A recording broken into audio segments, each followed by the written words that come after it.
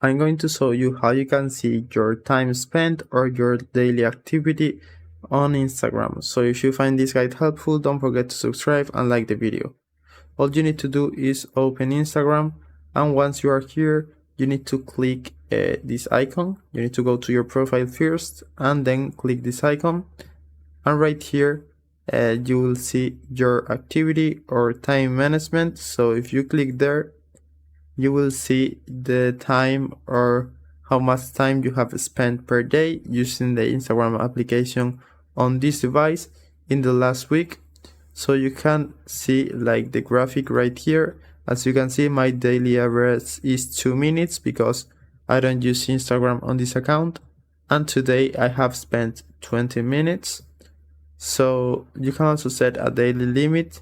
So this way, for example, if I set this limit in 1 hour, Instagram will remind you to close Instagram, but you can also close the reminder and keep using it.